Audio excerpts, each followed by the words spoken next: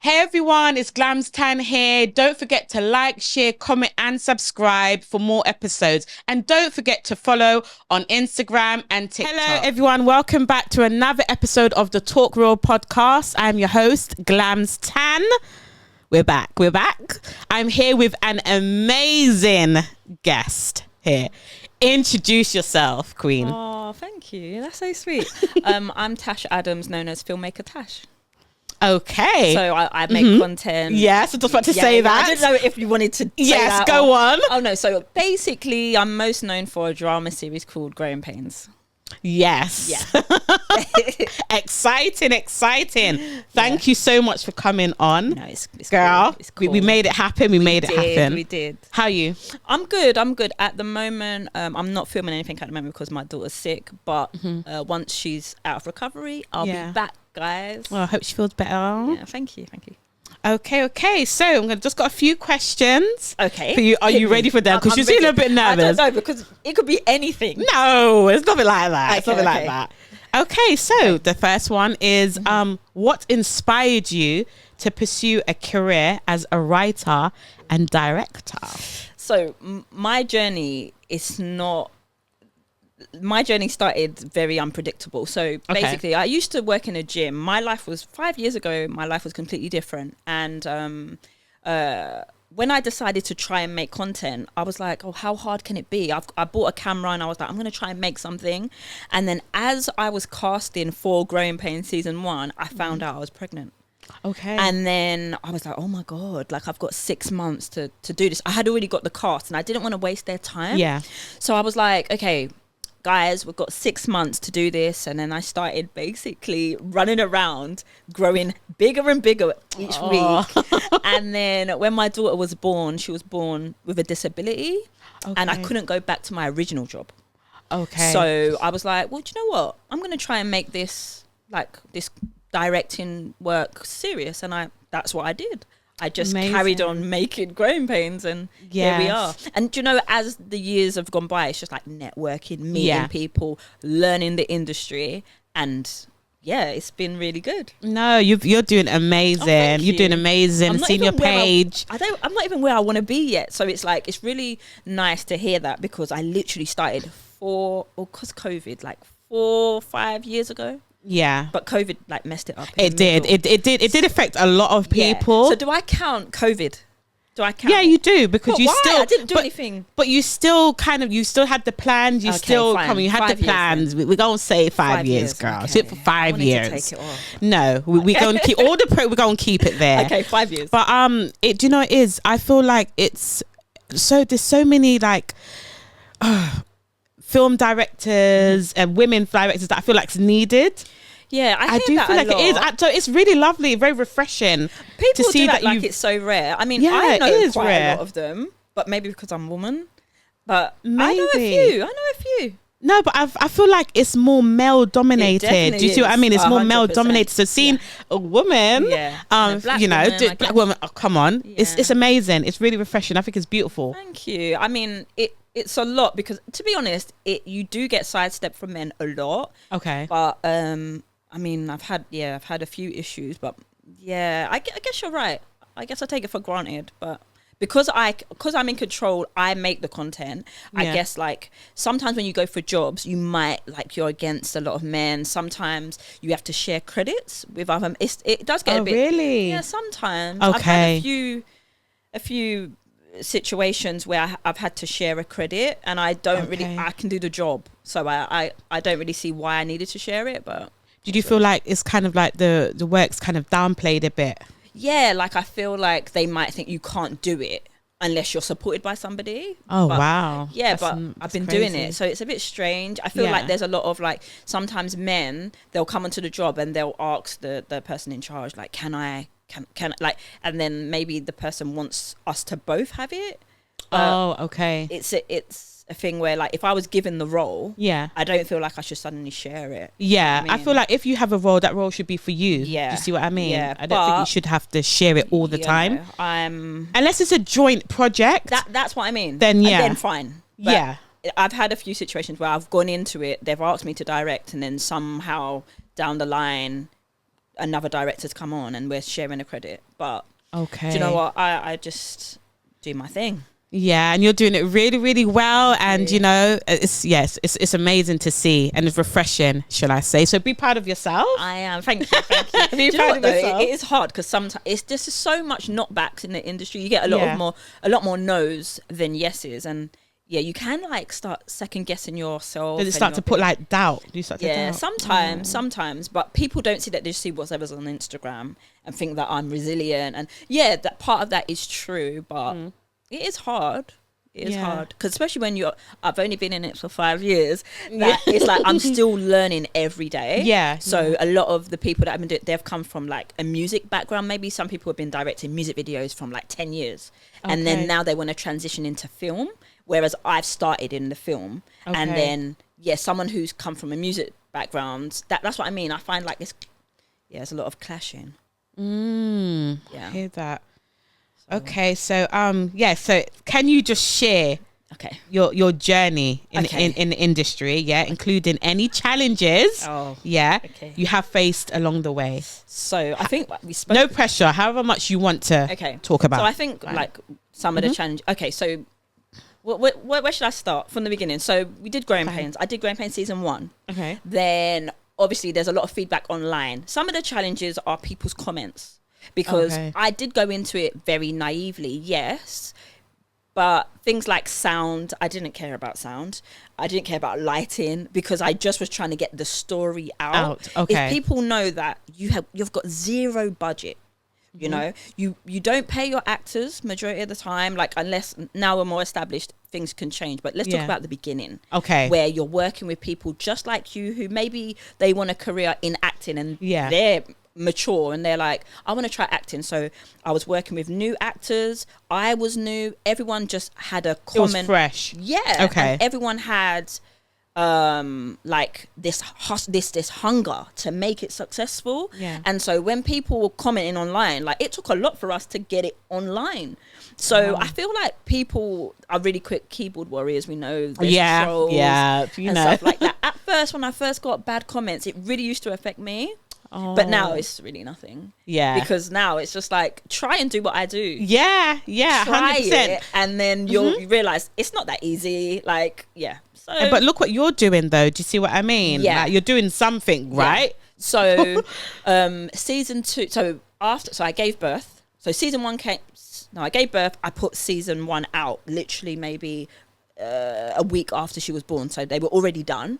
So I just had to keep pressing upload. Yeah. So then that was out, and then you try and do promo. I think promo is also a problem because if you don't have money, you can't put it into promo. There has to be a set budget, isn't it? Yeah. I feel like that is probably because if no one's seeing it, then you're doing all this work and no one's seeing it. So that is a big challenge. Basically, money is the challenge. Yeah.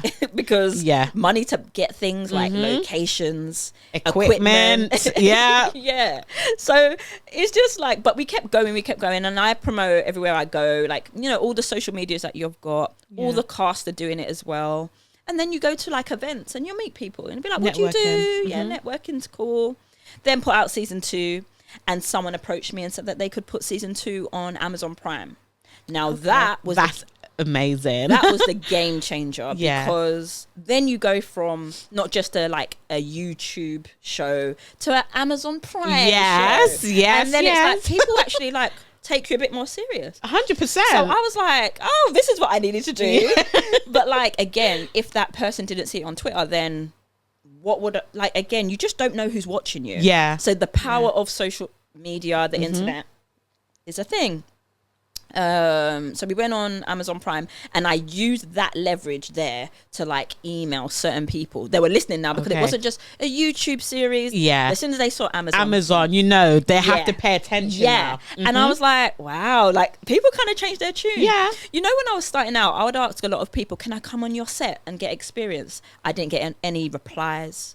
But now that I'm on Amazon, these people now are remembering me. Yeah. I was like, okay. So that was really interesting. Amazon Prime from there. I think I did a few short films. I wanted to see what films were like because the series format was good because people come back to your channel every Wednesday, isn't it? Okay. Because I'm posting every Wednesday. Yeah. Films, I didn't really like it.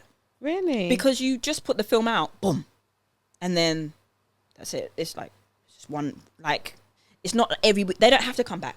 It's like, are they going to look at the film? Did they like the trailer? Yeah. Maybe they'll check it out. Maybe they won't. And it's about keeping that consistency as well. Yeah, being consistent. Yeah, 100%. It is hard. I think as well, obviously, as I said, a lot of people that I was working with, they were either established, like they wanted to take acting as a career. So there's only so much free work they're going to do. Yeah.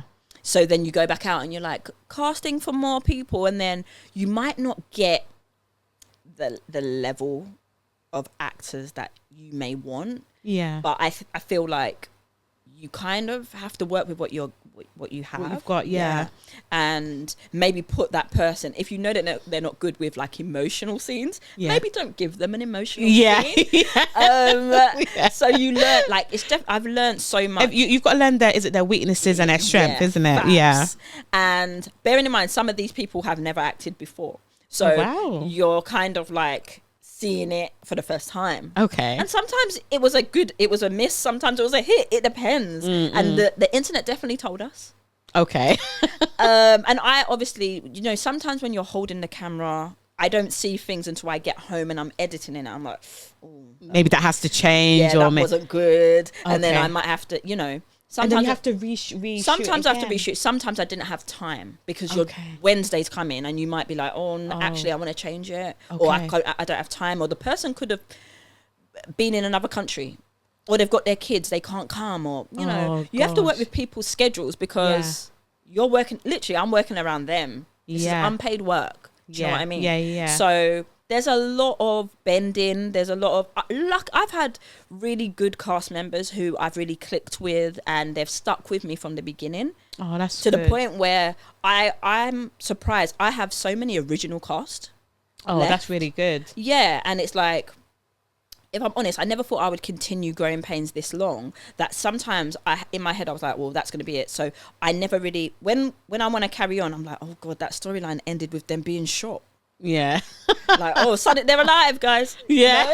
So it's like, I didn't plan. I really learned to like have open endings. Yeah. Even though for dramatic effect and drama and suspense, you got to leave a bit of the suspense. I like the suspense. Yeah, 100%. You have to have the suspense. But like, I'm getting everyone killed and stabbed, and are they alive? And all of this, like, I just think I should just leave everything open ending in case I want to bring them back. Yeah, definitely. I haven't had anyone die and then come back yet, though. But okay. No, but it's really, really interesting. I feel like when you leave it in suspense, it keeps people wanting more. What's going to happen? You know, like the cliffhangers. Yeah. I think I'm good at a cliffhanger, Really? I think I am, yeah. I think thinking about it now, I think season 2 and season 3, I was really good with it. And then season 4, it was more tough. Okay. The latest season was harder. But that's because, that's what I mean, when you're working with actors, so much can change in their personal lives. Yeah. That affects filming, and then you can't tell the audience, by the way, this person had to leave for X, they're just like, what happened to that storyline? And it's like, I can't explain. Oh, so is it that you have to, like, if something obviously happened, because obviously unforeseen circumstances can happen to anyone at any time. That's right. Do you then have to just tell them to take like a break? So they take a break. Okay. Take a break, but then I'm like having to think, how can I get round this situation? And that was never the plan of the storyline. Okay. So in season 4, I hit more, the cast had more personal issues, which really affected the way storylines went. But again, I'm unable to tell people when we're posting, oh, by the way, they're probably just thinking, what? That was random. But there was reasons behind it. Oh, okay. So, yeah, but we keep going. No, that's good. That's good. So in terms of like casting, was it, you had the casting call? Yeah. So, so season 1, I had a casting call. I invited everyone to a location.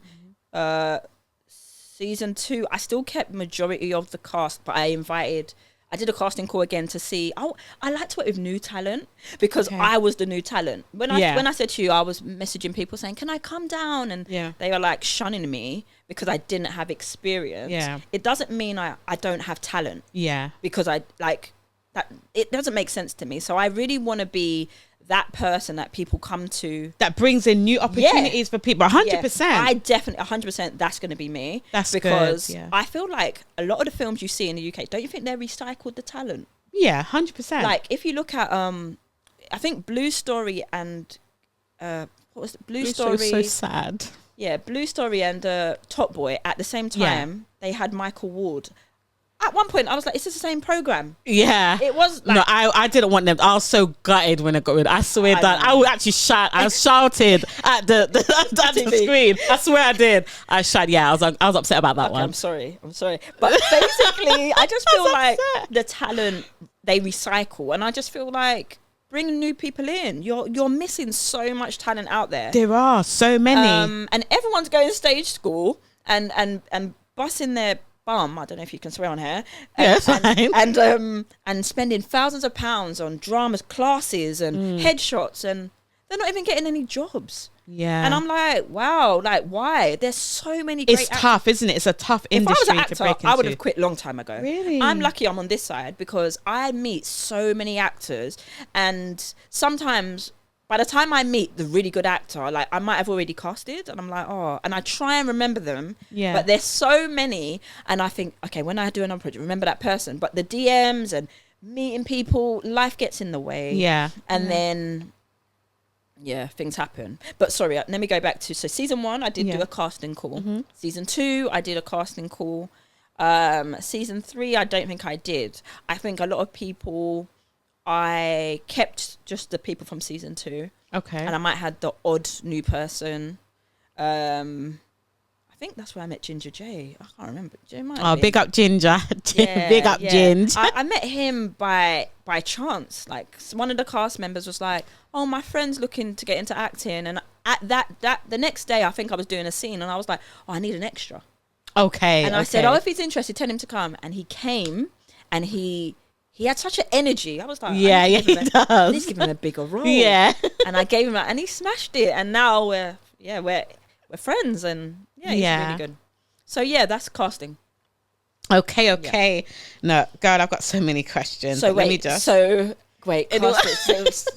season 3, season 4. Yeah, I think season 4, I did put something out on our Instagram. But again, if people don't follow your Instagram or it's not shared, then you're gonna get a small pool of people.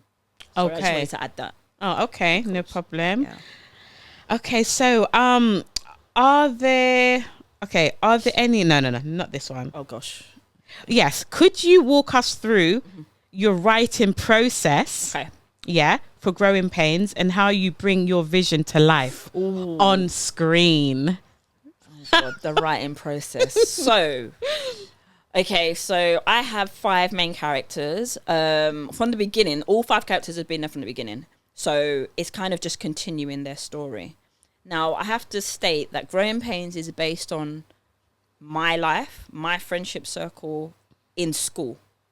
Okay. So when I casted for Growing Pains originally, it was supposed to be a younger cast, but the people that arrived to the casting, they were a lot older.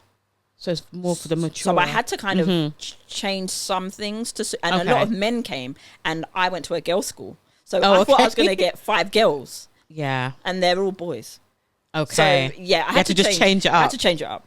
And so the storylines are based on me and my friendship circle. So they all have a problem.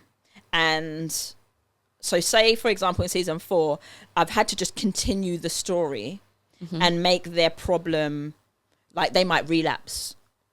So no one's on drugs, sorry. I mean relapse, like one of them has body dysmorphia problems. So he would start going to the gym taking steroids.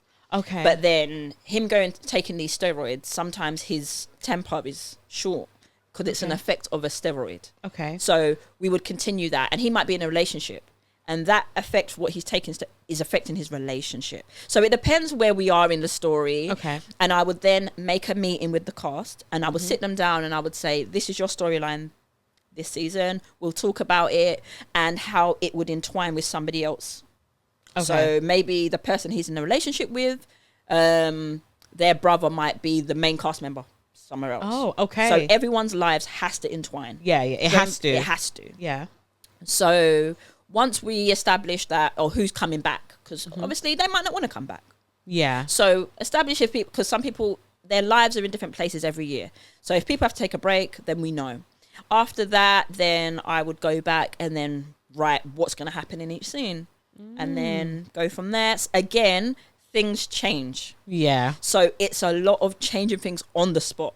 Weather can change the scene. Yeah. Location can change the scene.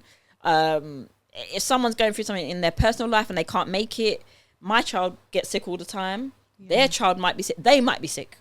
And, you know, I've only got a certain amount of time to do this scene. If I've got 4 people in a scene and one person doesn't show up, that affects the scene. Okay. So it's a lot of changing. And again, I can't explain to people watching, well, where's that person? Because something might have happened. Yeah. So my writing process is different for Growing Pains than something else that I might be doing. Like, I've been doing a lot of pilots recently. So that's a bit different than like Growing Pains is a whole different ball game, because that is like my playground. That's where I test things out. Yeah. That's where I might try lots of things. Growing Pains, I'll do anything. Yeah. We've gone to hospitals and just made it look like, you know, just tried to make it look a bit better for the storyline that we're in a hospital rather than just talking about being in a hospital, you know? It makes it more real, doesn't it? Yeah, it makes but it more real. We've been kicked out of places. Stratford Centre, I've been kicked out of Stratford Westfield so many times because you're not allowed to have a camera in Stratford Westfield. Oh, wow. Yeah, there was a time we had prop guns. Oh, God. And the police have shown up with their guns. Oh, my God. To our heads. You can find that on our Instagram. It was so scary. Oh, wow. They had guns, about 3 big bully vans. Like, but they would see that you're filming, I know, and that's the thing. And that's what I don't understand. They'll see the equipment. They should see the big camera that is pointing. And the big mic. You would think. But it's been dramatic. And I remember it was in season 3, I think, that happened. And I carried on filming. And so while the police was like, so the scene was happening. Yeah. But the police didn't come over to me, even though I had the camera. So they went over to the people in the scene and I carried on filming it until I was told not to. And I used some of it to like, it's like I used a bit of that to make it look part of the scene. Oh, so really? I used, you made it work. So you made it work. It was really scary. It's happened a couple of times, so maybe I was used to it by then. Oh my God, that is crazy. But it was scary. It was scary. I'm not gonna lie. Oh, so, damn. Yeah. That is scary, mate. It was a lot because all we're doing is trying to create content. Yeah. You know, we're not really going to be using, like, it's so silly. I don't know who calls the police. Or why they don't state. Probably if someone just looking from the building, just looking from the flat, like, calm down here. Yeah. They've got yeah, that's mad, you know. And we're repeating the scene, so it's like, didn't you notice that we're repeating it? Like, it's weird. It's weird. I don't know. Okay, so are there any new projects on the horizons that audiences should look out for? And what themes or topics? Oh, that's a good question. Do they explore? So at the moment, so Growing Pains, I do want to do season 5, but Growing Pains is more of a winter project. So I normally start filming that in September when everyone goes back to school. Okay. And then I normally do short films in between or projects that people might want me to direct. Okay. At the moment, I'm really focused on pitching for television. So amazing. Growing Pains, I'm constantly pitching that. Like, that would be great if it went on, like, Netflix. Channel 4. Yeah, Netflix. Oh, yeah. Netflix. Go, get on Netflix. Okay. Come on, think big. Netflix, if girl. If anyone out there knows how to get it on Netflix, please contact us. Yeah, I'll tell you. We'll talk. We'll talk. Yeah. But, yeah, like, right now I'm pitching and I'm really... At this point, I feel like you don't even have to make up stories. There's stories all around you. There's stories that happen in your life, your best friend's life, your boyfriend's life. So now I don't even have to make things up. Yeah. There's so many stories around me that are based on, like, I love to do stuff on social issues, coercive behavior and stuff like that, or relationships with parents. And there's just so many topics. I think that even I'm writing something now about a social media influencer being stalked. Basically, it's like, you know, the way we share our lives on social media. We show things in real time. If somebody, like, baby reindeer, for example. Oh my God, that's crazy. And I was at the other day. That's crazy. If I was crazy like the baby reindeer, that's mad. Martha. Yeah, that's mad. And you were showing yourself here right now and your location, and I really liked you, I could easily find you. And, you know, you don't know what my mental health is saying. Mm-hmm.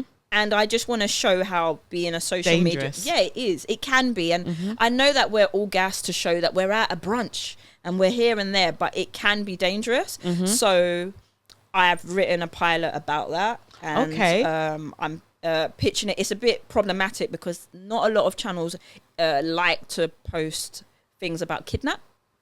Oh really? Yeah, certain things that they don't like. Right, that's important. Though, I agree, and I think rape is even worse. 100%. But you know, certain channels show certain things at certain times of year. Okay. So you have to, again, it's about learning the industry and what certain channels like, what they don't like. Yeah. Okay. And make sure you're pitching to the right channel. Yes. So, you know, I don't know, Channel 5 at the moment, they like thrillers a lot. So, yeah, if you have a thriller, you'll probably pitch to Channel 5. That's probably the best way. And But there's certain channels, Netflix, they do anything. Yeah, so, Netflix, definitely. Yeah. I'll definitely think that should be your talk. We'll talk. Okay, cool. So, yeah, I'm really about telling stories about real people. And, like, I'm not afraid to be controversial. But when you're pitching, they will change your story so quick. Yeah. And even when I was pitching Growing Pains one time, they were like, they wanted me to change some characters to make 50% white, 50% black. And I was like, when I went to the meeting, they liked Growing Pains. So why do you want to change it? I didn't understand. And they didn't explain why. I think it's about it being more marketable to their more channel. Diverse. Okay. And I agree to a point, but... Growing Pains, there is white people in Growing Pains. There's Indian people in Growing Pains. Yeah. I don't have any Chinese yet, but you know, you may put Chinese in. It's not my fault if Chinese people didn't show up. Yeah, to the casting, yeah, exactly. You know, so I feel like, at the moment I'm doing a lot of topics right now. My brain has gone blank, but I know that one because I was working on that one this morning. Okay, like the stalker. But I have a lot of. I've got, especially as I told you, my daughter's ill. I'm at home. Yeah. I have time to be writing, and I'm always active. If I'm not filming, I'm definitely active in my laptop. Oh, wicked! 100%. And that's really good. I've been asked by Verona Rose recently. She was in Top Boy. She's done a pilot, and she asked me to direct it. So I did that. 2 months ago. When was February? A couple of months ago. Yeah, a couple of months. I know we're nearly halfway through the year already, isn't it? So yeah, I'm open to like direct other people's projects as well. So I'm keeping quite busy. Oh, that's good. No, I love it. Yeah. Okay, and the last what was the question that you wasn't gonna ask? Which one? No, because you had already answered it. That's why. Okay, cool. Okay, so. What are your hopes? I've got two, yeah, before we close. Cool. What are your hopes and aspirations for the future of your career in filmmaking? I would love if I had a series, whether it be Growing Pains or not. I've got other series in my laptop that was like, like Power. Everyone was talking about Power book, yeah. Power went on for so many years and had like spin-offs. Yeah, that's really good. I would love that. Yep, 100%. If everyone was going every Thursday. Spin-off. Did you see Tash's show? And then I had a spin-off. And then spin-offs are really good, They are. To do. They are. But that's what I mean. When I started Growing Pains, I didn't think I would carry on. So I'm learning to take time with stuff. Let certain storylines go the process and slow it down a bit. I'm 100%. Learning that. But I also want to do a series about just girls. Okay. Like Growing Pains is heavily male dominated now, and the male journey and the female journey is very different. So I did plan to do a spin-off of Growing Pains. I wanted to do a comedy at one point. There's so many things I want to do, but that's the main thing I want to do is have something established on TV. Yeah. A reoccurring series. Yeah. That would run for a certain part of the year, and then maybe a spin-off. I think, do you know, just keep the plans, man. Just keep it going. Just go with the process and just stay prayerful. Yeah. And, you know, it being on Amazon Prime, that is amazing. Thank you. That's amazing. Don't downplay your accomplishment. Okay. Be proud. Netflix next, and then wherever else. And then try and get on different other networks. Yeah. All over. Just try. Just start. Like, you're on Amazon now. Yeah. Netflix. Yeah. And then I feel like once you're on Netflix, I'm gonna speak it into existence. Amen. Once Growing Pains is on Netflix, then others may reach out to you. I think that will happen too. Yeah, it will happen.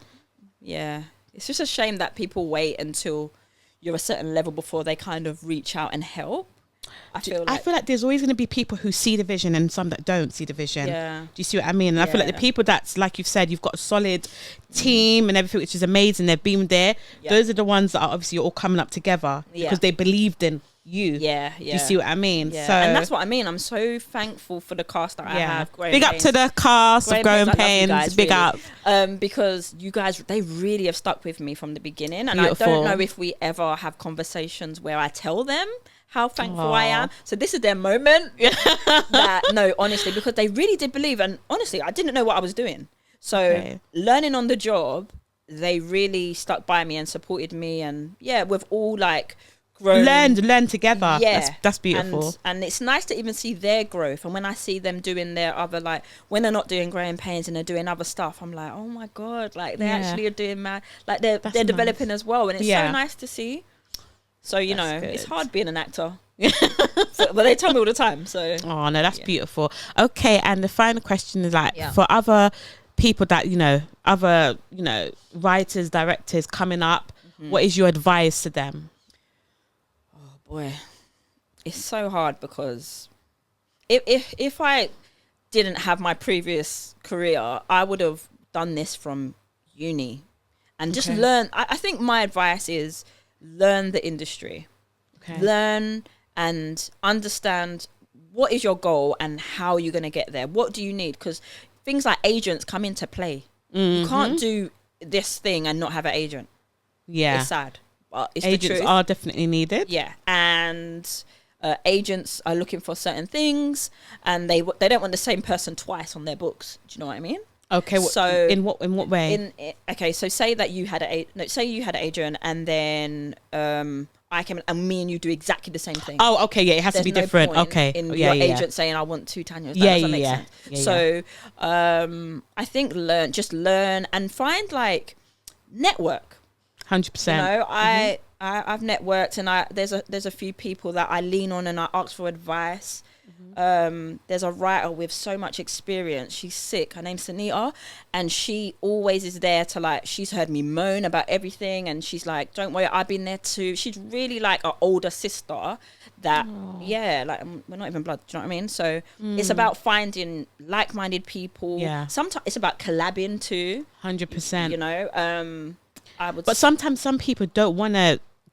Sometimes some people just want to grow by themselves. They don't want to collab. Tough. Whereas if you people come together and they're unified, you can grow together. Because you're right. It's really hard. That's what I'm saying. It's like, remember, everyone has their own goals. Yeah. So it's really tough because that's what I mean. It's so hard because I'm more of a drama. I'm like a drama kind of girl. Comedy isn't really my thing. So if I'm collabing with somebody who really wants to go in the comedy direction, it's just not going to work. But do you know what? I feel like you never know what you're capable of, and I feel like you've got this you've got Growing Pains that's there, but I feel like you're someone that you need to come out of your comfort zone sometimes. I feel like sometimes, like with radio, I never thought a million years I'd even be a radio host as well. Like when I'm doing I do radio as well. Do you see what I mean? Like and that was literally, that took me out of my comfort zone. I didn't know what the hell I was doing, but I just made it work. Do you see what I mean? But obviously I do the podding. I do loads of stuff. We'll talk anyway.